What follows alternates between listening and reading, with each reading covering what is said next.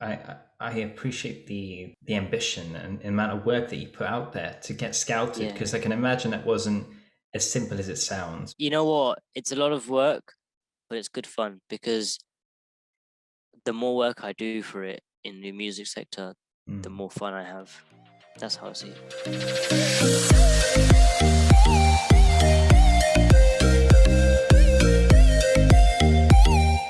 From starting mixes at home to posting them on social media and then being scouted on platforms such as Stony Radio and BBC Asians Network. Welcome to the podcast, DJ Dhilz. Thank you. So, how's your day going so far? All good. Yeah, how's yours? That's really good. Likewise, not too bad. It's a pretty good day, sunny as well, and it's officially Eid. At least today it is. So on the time this goes live, which is tomorrow, happy belated Eid Mubarak to all of you out there, and Mubarak to you guys. It's been nice otherwise though. So tell me, what was the last sort of gig that you've just done? My gig wasn't till it was last year actually, before this pandemic. So that was quite cool. It was a lounge party, Tiger Bay. So that was quite cool. Again, that was more like a bit of Bollywood and English, standard area, sort of Asian area, so Asian music. So that's pretty. It has cool, got that. It has got that feel to it. Yeah. So.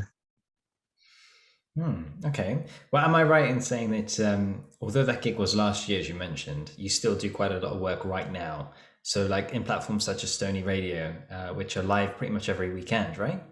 Yes, I do. Yeah. So every week on that. So every Sunday, 11 till 12, do tune in, everyone. I do Bollywood and Bhangra mixes, all sorts of Asian beats, which is my show on Sunday. So do tune in. Yep. Link somewhere. That's every week Sunday as well. So I do mainly on that area of music. That's really, really cool. Okay. And tell me more about then like your beginning, your start. Where did you begin? Because being a presenter in these platforms, like, it's amazing to think you could just wake up and be a presenter there, but that is obviously not where you began. You had a lot of humble beginnings in this sort of field. So tell me, how did you get started? Where was your humble beginning? From my experience, it was extremely difficult at the beginning. How I started and how I became a DJ at a young age was at the age of 15. So I did listen to a lot of music. I was into a lot of genres, different types of genres. That was, again, Bollywood, Asian beats, hip hop, R&B, grime, jazz, everything, reggaeton, reggae. I do like a lot of music, and I would listen to it anywhere at any time. So then one of my family members got a mix for me, so that was quite nice for my birthday, and I started from there. At a young age. I took it to do it for fun. Start mixing for fun, get a feel of what I'm going to be doing, play around with it.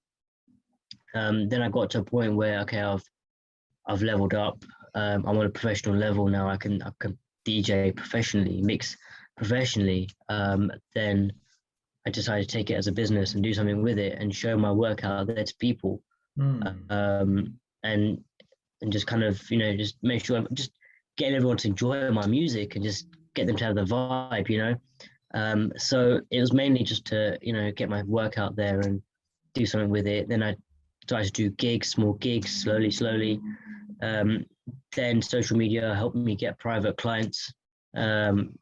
And from there, I worked my way up to get more clients, and I mainly just stuck to social media platforms. And again, with that love and support, word for mouth, which was lovely to have from everyone, to shout me out for those gigs. So thank you lot for everyone who shouted me out for their gigs. and it was a pleasure DJing for your event. Moving forward, that's how I started back in the days. That's really, really cool. I love it. I'll definitely make sure to leave all your links and everything just on the descriptions, or websites would popped up on there on the side just there. And but I think that's super fascinating. So what age did you start doing all of this? I started at the age of 15, so at quite a young age. Professionally, didn't start until I was 18. Okay, that's actually fantastic. So you found it to be your passion around the age of 15. And yeah, then... I started since a lot of music came out. I just loved it even more and more. And I was like, I really love music more than anything right now. Like, it's just, I could listen to it all day and I'll never get bored. It's just so much. The thing about music is that there's so much creativity out there that you can do with music. You can mix anything with anything, but again, it depends on your BPM. But it's so much creativity out there you can do with music, so it's great fun. You can mix with and you can mix. The cool thing is with that creativity, you can mix, with like Asian beats with reggaeton or anything, hip hop with R&B. You can mix anything, and it will still sound banging. Okay. So tell me about your experience working with Sony Radio, for example, and the other platform, in fact, you work for. What was the other one that you worked for? Loud Creative Radio. Loud Creative Radio.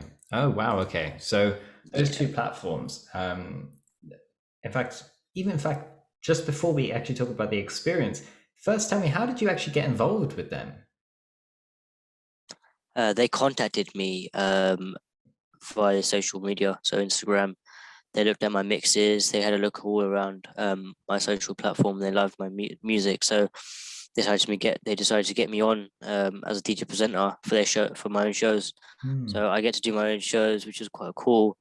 And I just stick with one genre because all other DJs have their own genres.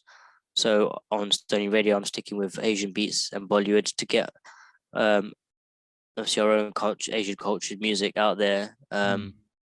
And with Loud Creative Radio is every week, Saturdays, 6 to 7. Every week is different genres, so I get to have different creativity every week. That's really, really cool. That's fantastic. I think that's quite inspiring and quite amazing. So they reached out to you. So you put some work up on social media, and they found you. They did indeed. Okay. And just what were they, like full tracks? Was it a full video of an event? What sort of content did you put out to be scouted by radio presenters? It was just normal, like videos of me DJing little mixes. So I like to do cool things like on TikTok. Anyone who's out there, TikTok addictions, I thought I'd do a thing. It's called a 30 days mix. So what I mean by that is every day I create a mix for 30 days. It's called a 30 days challenge, is what they call it for DJ's perspective. And every day I'll do a little mix for like a minute to 30 seconds. And I have to keep it going constantly for 30 days. Oh, right. So I was in procedure doing that. And then not only that, I did a bit of, I do like to upload my mixes on Instagram and just kind of show them. Again, that's how I show my work out there to social platform. And that's how they contacted me, just because people do like my work, and it's nice to get some great feedback from everyone, from them as well. And it's good I've got that love and support, because those are the kind of people you need around you to support you and get you pushing you to the high level of the DJ management. So I see. Okay, fine. So I mean, that's really, really cool. Like I appreciate the ambition and amount of work that you put out there to get scouted, because I can imagine that wasn't as simple as it sounds, because I content creation is a job in itself. It really is. So for you to end up thinking about recordings and snippets and editing and all this sorts of stuff, and posting on certain platforms, and I'm sure there's the specific hashtags and everything else, and now you're also saying that you're also doing a TikTok challenge. That's it sounds like fun, but it also sounds like a lot of work. So that's It is. yeah, it's It is. pretty But cool. you know what? It's a lot of work, but it's good fun because the more work I do for it in the music sector, the more fun I have. That's how I see it. That's really cool. You're clearly really passionate about what you do, which is fantastic. I think that's an awesome perspective to be in when trying to find something that you can kind of create as a business. Yeah, The I fact that agree. you enjoy it, so that's fantastic. Okay, cool. So, yeah, I was asking about the before I got sidetracked about your experience with Stony Radio and the Love Creative creative. Radio. Yeah. Yeah, so my experience from them was really great. Like, I was nervous at the beginning. Started to do shows, etc. It's just because I wasn't confident at the beginning, working on radio shows, but now obviously I'm talking a lot more than I was before at the beginning, Sure. as well as doing live mixes. So I just love it now. Like it can get difficult, but you, from a DJ's perspective, you just really got to like put in that work, and plan your work, know what you're going to do. For an example, that you've got a show from whenever, 6 to 8 or something, plan your 2-hour show is what you've got to do, because it's all about planning, know what you're going to play. Any DJs who wants to become a DJ presenter or a radio presenter at any radio station, mate, planning is the best thing you guys got to do, in order for your shows to become a lot better than you think it is. Because if you make up your shows as you go along, I doubt you're going to get much of a success in that, because it's going to go off lines, and you don't want to end up doing a show where it goes offline. You want to keep it on track. Yeah, keep the music that you're playing on track. And I kept that consistency. That's what I did, from the beginning till now. And as I had that consistency going, I'm now doing well in it. Like, it's great fun. So that's quite interesting. So there is a lot of organization skills required then when you're doing your craft, which probably goes unseen quite a lot of the time, because I think we've all been in a position where we've turned on a radio at one point. I don't know about now, because I think there's just too much streaming media out there, like Netflix and Apple podcasts and Apple Music and Spotify, all these sorts of platforms.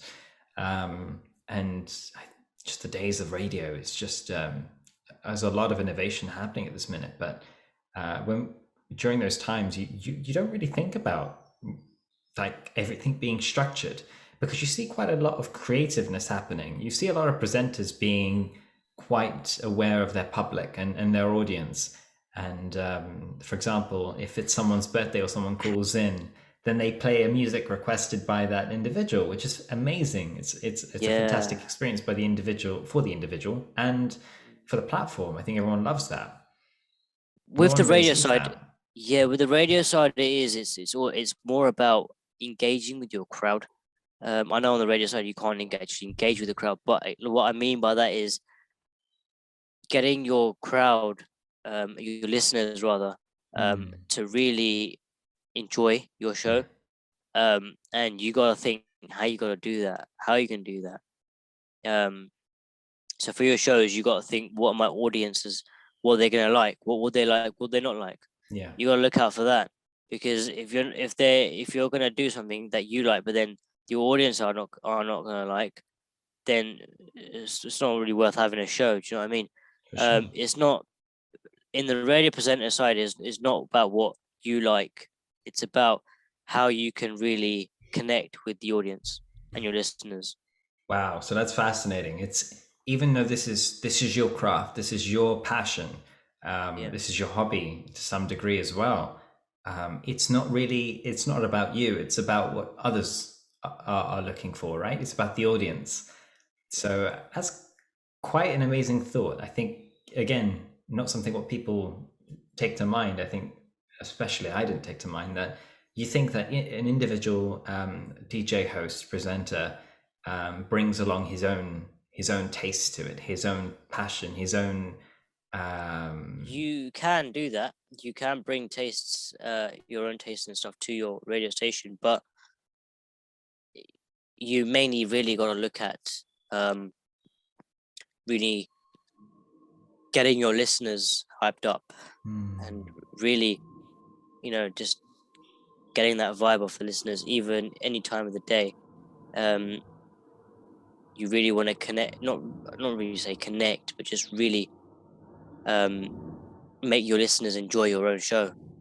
Sure. So you've got to be aware of a trend. You've got to be aware of what the audiences are interested in at this very current time. So amazing. There's a lot of work that goes behind the scenes. It's not just about playing a song or playing something you like and mixing it up. It's about really understanding who your market is and consumer research. So wow, that's definitely something I got to give a lot of respect to. And how do you find that? I mean, I understand you got into this as it was a passion of yours, but how are you adapting to the consumer market? How do you take that in, and what sort of things do you do to understand how the market is really, and what sort of things everyone else is interested in? Take that on the kind of the market inside as well. Is different in terms of what people think is. You mainly, again, like you're saying, it's just not about mixing music, and you've got to do the extra work in terms of you're connecting with that crowd, and you really got to know. Okay, an example of my gigs is I can't just play any music and play whatever I want. Sure. And I've got to then look at the crowd, look at the dance floor, and judge. Got to judge what kind of crowd does this vibe need. That's where you got to look at it. So you got to make split moment split decisions. Second. Yeah. That looking at that crowd. What kind of music or vibe does this need? So then I will then judge it. Then I will change that dance floor from unhyped to hyped.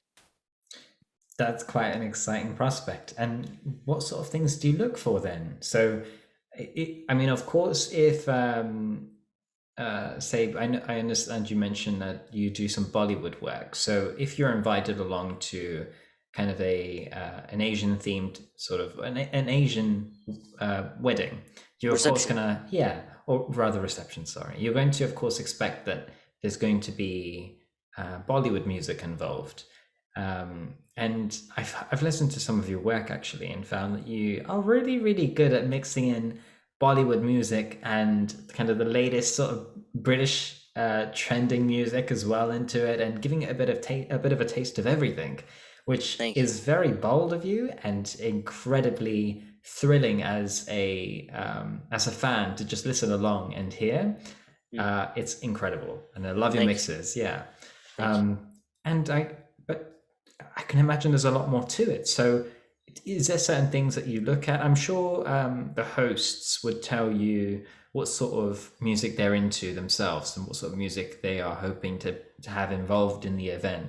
But when you're trying to make that moment or that kind of spontaneous decision, so you've already kind of played through the playlist that you have planned, or it's already kind of gone over time. What are you going to be doing then? What sort of I can imagine you're going to be taking requests, but how did you gauge the audience to kind of make sure you play the music that you know they receive? In terms of comparison of the radio and the dance floor gigs, with the radio side, it is all music. It is all music because you want to get even like the latest music that comes out. You want to get that mix on the radio show as well. So the music on that side is everything. In terms of the gigs and on the dance floor, I do play everything. So as you're discussing an example of the wedding receptions, I do mainly play Bollywood, but looking at the crowd. If it's a young group crowd, then they do like a bit of hip hop, R&B, grime. And if you do have slightly elderly people, they do like they stick to their Bollywoods. So again, it does depend on your crowd, judging it. You look at demographics then as well a lot, then, don't you? Yeah. So that's how I kind of look at it. Again, I do play all musics as well. Some certain stuff I do play, some stuff I don't play. So from there, that's how I judge it and look at the crowd from there. I must ask, just kind of a bit of a fun question I thought I'd ask. Yeah. Have you ever had in any of the gigs that you've done, have you ever had something that's kind of been unexpected to you? So for example, you mentioned grime. Have you ever had, like in weddings, or if you had a majority of your crowd, say over the ages of 50 or 60, as we know in Asian weddings, we have a lot of relatives involved. And that's a beautiful prospect, but it's also a big reason why Asian weddings are huge. And have you ever had something happen where, as you're trying to gauge the crowd, and you're trying to play a variety of different songs to see how they respond, where it surprised you and you've noticed like a lot of... Go on, tell me about it. So I was at a wedding reception, and I know that there was in front of me, in front of the DJ booth, there was a crowd of youngsters. So it was majority of the crowd of youngsters, and they did like their grime music and hip hop and stuff. So I was playing that for a bit, just to give the youngsters a bit of a vibe with that music. And whilst I was playing grime, I see a 50-year-old guy just dancing to grime. I'm like, oh man, you know what? You're a guy, like I rate that, just vibing to all musics and even the grime. Like, he was vibing to Maz Not Hot by Big Shaq. So I was like, you know what? He was just vibing. So that was definitely unexpected. That was definitely unexpected, and I didn't see that coming. But at least I know that there are people out there who do like all sorts of music, no matter what. And there's not only a few people there, but there's a lot of people who do like different music and in different genres. That's such a beautiful example. I think it's lovely to think that there are people out there that can surprise you and that kind of make life interesting. And it's not all about demographics and kind of statistics, but it's kind of also about pleasing the anomaly in the situation too, and taking that in, and it's just amazing. That's an amazing example. I love it. I can only wish that I could have seen such a moment, or any of us could have seen such a moment, but I think we could all very much appreciate it. That's lovely. That's really, really cool. And in regards to that as well, so you not only work on as a presenter on 2 radio platforms as of right now, you do these events as well too. I can imagine the pandemic must have been quite difficult for you, as with quite a lot of other people. How have you been coping? It has been a bit of annoying, and not the greatest thing for DJs to DJ events. But however, I look at it from a perspective that, okay, the pandemic's going on, but using this time wisely, very, very wisely. And what I mean by that is practicing and do better. Sure. Have a different style to your audience, to your next gig after this pandemic. Because before the pandemic, my vibe was different to what my vibe is now. It's an ever-evolving sort of craft then, isn't it? Yeah, it's me mixing into the next level and engaging to my crowd. Dealing with the crowd has become to the next level.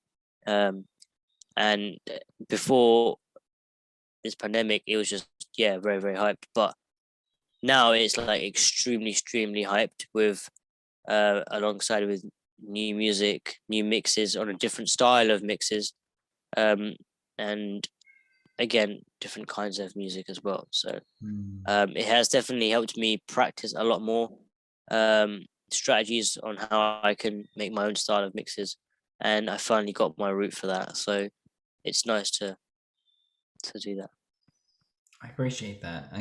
So despite the fact that gigs may not have been as active as of the past, or rather much like the past, you're still always working. You're still always analyzing the market. You're still always kind of listening to the latest tracks to see how it is you can adapt and evolve as an artist, as a mixer, and as this is your craft. So I really appreciate the hard work that you put in there in the background. And I can see you're still practicing that on your radio stations that you're currently working at right now.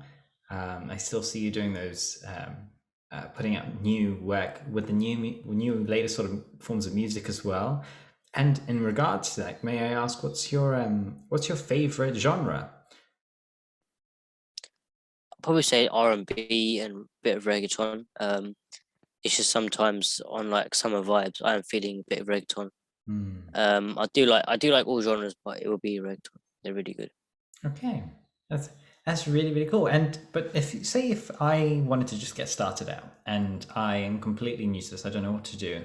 There are like apps and stuff on the phone and things you can get, which I'm sure do not even compare to what you're capable of with your decks that you have. Because for those that haven't seen DJ Dhilz, his work on Instagram or anything of the sorts, you will see that he has incredible technology. He has the most insane decks that you can use.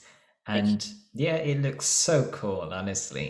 It really adds with the vibe and the persona of a DJ. And I couldn't think of anything better to help represent you, because it just really, really looks awesome. It's I think a lot of people have seen the work of Marshmello and all these other artists. And there's quite a lot of famous DJs as well. I think, is it DJ Garrix or something of the sorts? But they do incredible work, and you always see that they're surrounded by the most insane amounts of equipment. But like, I'm getting off track here because I'm kind of getting a bit too excited just thinking about technology, as I always do. But tell me, I'm getting started. How best should I get going? Watch a lot of videos online which can help you learn how to mix. And the best thing is, as a tip for anyone who wants to learn to DJ, firstly, learn how to beat match, because that's really important. I know a lot of people say, use beat sync, or that's what it's there for. But really, you can use it, but it's mainly about learning how to beat match, because that's how you can't mix a song if you don't know how to beat match. That's all. That's simple as that. And right? What is beat matching, if I may ask, for someone that was quite new to the field? Beat matches, you got a song, something called beat per minute. Okay. So which is called BPM. So that has to be not synced, but beat matched. So you have to get the beat on the same level in order for you to blend in from track 1 to track 2. The technology you need is obviously a laptop, a DJ software, and a hardware. So you do need the basics to start yourself up. So I did start off using virtual DJ is the best way to start up, to get a feel of what you're going to be, how you're going to mix, etc. It does have tutorials if you need on there. So it tells you everything on there, like your BPM, if you got your beat synced, all your music data information, your music information on there, such as all your tracks. You need to download music, which is quite a long process, but somehow I'm sure you guys can manage that. No, but honestly, if you guys need help with your music, then yeah, no, definitely give me a shout. I can help you with that. It's very kind of you. So I can definitely, sort you out with that. And yeah, you do need, like I said, you do need a software license, which should come with your deck when you buy it. And then when you're at a professional level, then upgrade yourself to virtual. No, but Serato DJ Pro is the best software to use, because you can do a lot more, like such as FX, and etc. You can do a lot more things. Your sampler, your auto loop. So you can do a lot of things, looping your tracks around. You can do a lot of cool things that you think that wouldn't exist. So definitely give that a try. And then once you've got your level up, your professional levels, and work your way up on your controllers, such as, you can go for a 3 controller. You can go for a 4 controller, which means 4 channel mixes. So you can mix 4 songs at the same time, but just stick to 2, which is the best thing to do, is stick to a 2 channel mixer, Pioneers, and then work your way up from there. The little decks are quite cheap. They're about 100 to 200 pounds. So depending on where you look, if you're obviously your budget wise as well, you can get it quite cheap. There are little £50 decks, little ones. Oh wow! Okay. You can. They're called the laptop deck. So they are the wide ones, and you might have a look at them. So if you want to get a feel of your buttons, what you're going to press, on Virtual DJ, there are softwares. There are tutorials on there with ready-made, which is quite cool. So it does save you from what you go on YouTube. It teaches you from A to Z how to beat match, what songs you think that's the right songs you can. So your BPM, matching your BPMs, it's always important. Okay, fair enough. And also for someone that's looking to get scouted, then for someone that's looking to get out there to be found, what would you recommend? Network. Network is crucial. Okay, Network is a crucial thing. Get yourself an Instagram page or and Facebook page. Get yourself on all platforms. Connect with people, even people that you don't know. Connect with them because they could potentially be your client. And website as well. So do have yourself an advertisement online. And social media is a great way. This technology has helped us a lot now to get gigs and events, because I know that back in the day it would be so much hard. Like in the 1950s, how would they get gigs? You had to in those days you had to go to venue owners and say, if you're looking for a DJ, you got to advertise yourself that way, old-fashioned way. Now we've got such great technologies, Instagram, everything that's to help us broadcast ourselves remotely, and get a name out there, reputation. That's what you have on social media. So definitely network. Network is a really good thing. Definitely, yeah. And work with other DJs is what I'd say. It's not competing with other DJs. You're working with other DJs, because that's where the more fun is. I appreciate that. Thank you very much, Dhilan. I really appreciate it. DJ Dhilz, it means a lot for you being a part of the podcast. Thank you. And for anyone that's interested in checking out DJ Dhilz's work, the links will be both videos, pictures, things like that, all around the video here and also in the description. I believe it's Mixcloud as well, where they can also listen to some Mixcloud. DJ Dhilz, do have a look. Even my all social medias is DJ Dhilz. My website is djdhilz.com, so do check them out. So I do have all my work uploaded on all platforms. Instagram, check out my pages, and if there are any song requests of mixes that you'd like to do shout me out, and I'll get that mixed out for you. Thank you so much. That means a lot. And to anyone out there, as DJ Dhilz said earlier before, if you need any help starting up or just growing in your pursuit of becoming a professional DJ, feel free to message DJ Dhilz on Instagram. His link will just be below, and I'm sure he'd be happy to help out too. But thank you so much, and take care. Thank you.